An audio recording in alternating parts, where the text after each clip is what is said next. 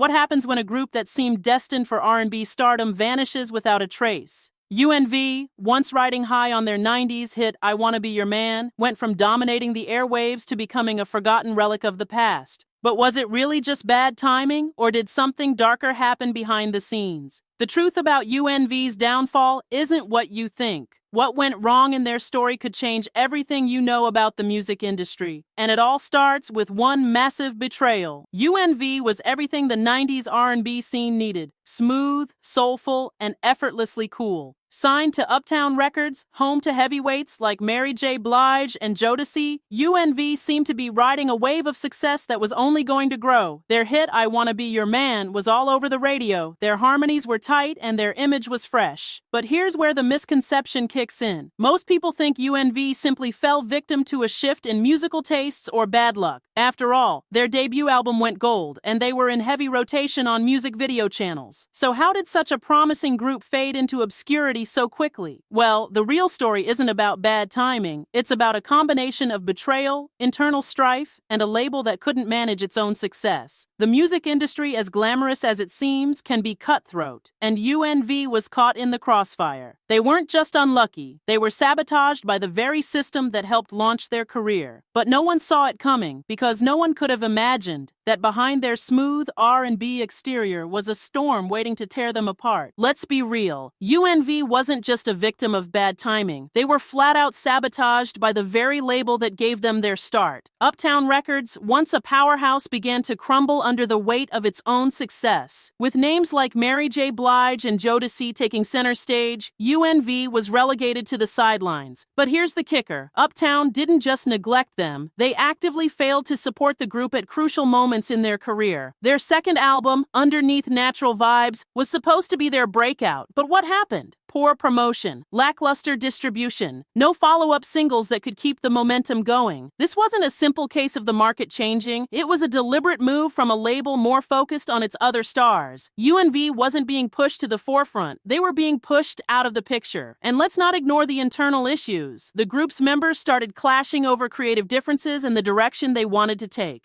The pressure to follow up their initial success with something bigger was too much. While Uptown let them flounder, the group members were left to pick up the pieces of their fractured careers, and they never got the support they needed. That, my friends, is the real reason UNV didn't make it. Now, you might be thinking, but every group faces challenges with their second album, right? Sure, that's true. But what makes UNV's situation different is the sheer level of disregard from their label. Uptown Records, already known for its chaotic management, had a track record of mishandling its artists, especially those who weren't considered the main event. And UNV quickly fell into that category. Remember, while Jodeci and Mary J. Blige were the undeniable stars, UNV was still part of the Uptown family. But instead of nurturing their potential, the label left them to fend for themselves. They weren't given the time or resources to grow. The group was being slowly phased out in favor of newer, more marketable acts. This wasn't just neglect, it was intentional neglect. Why, you ask? Simple.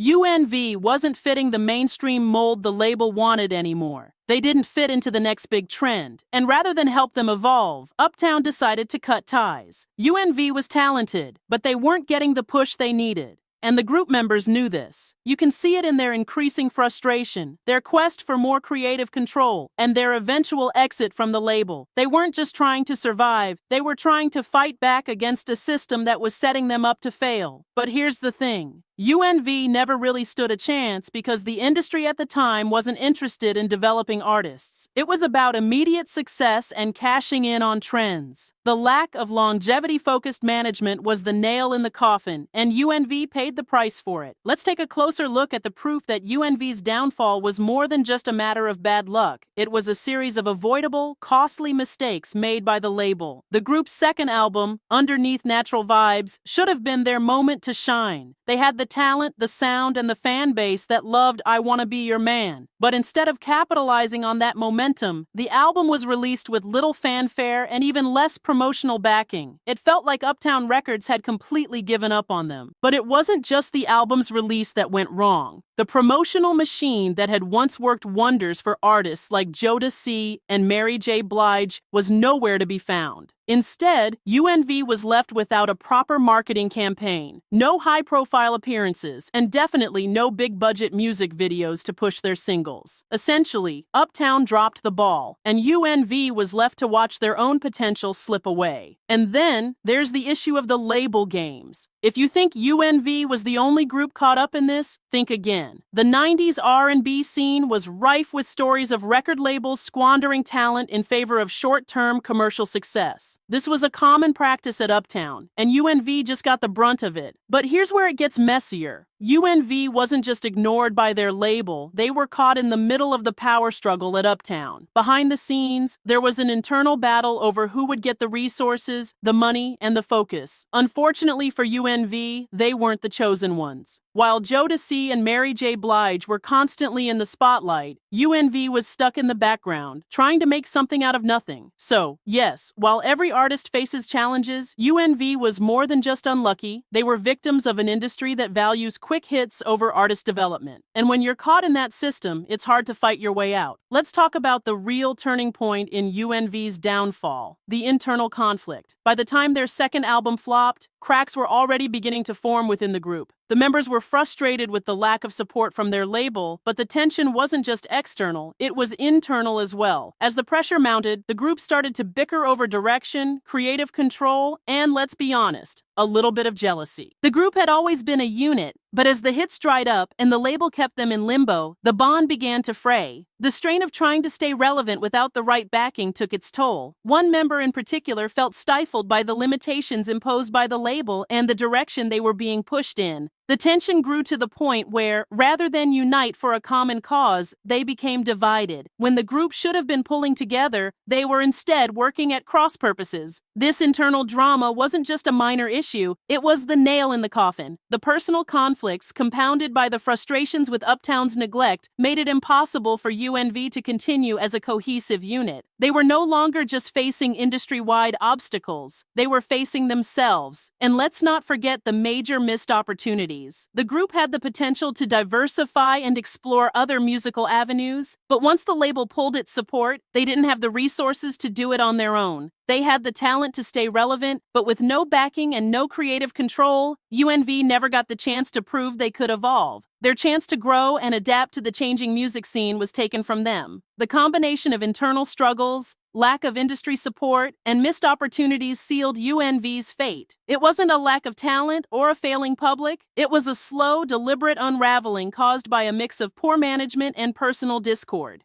UNV didn't just disappear, they were forced out. By now, we've established that UNV's fall from grace wasn't due to a lack of talent or the fickle nature of the music industry. No, the real issue was deeper than that. The final blow came when the members tried to continue on their own, without the backing of Uptown, without the push from their label, and without the same momentum they once had. But without that industry power behind them, they couldn't get back to the place they once occupied. So, what happened to UNV? The truth is, their story is one of missed potential, wasted talent, and the harsh reality of the music business. They were more than just a flash in the pan. They were a group with the capability to last, to evolve, and to continue delivering hits. But the combination of poor management, internal conflict, and label betrayal made sure that UNV's rise was cut far too short. Their story is a cautionary tale about how quickly an artist's fortunes can change in an industry that thrives on the next big thing. It's a reminder that no matter how talented you are, the deck can be stacked against you when the powers that be decide you're no longer worth the investment. As for the members of UNV, they've all gone on to do their own thing, but none have ever been able to recapture the magic of their heyday. Their net worths are a far cry from what they could have been, and the music industry has long since moved on.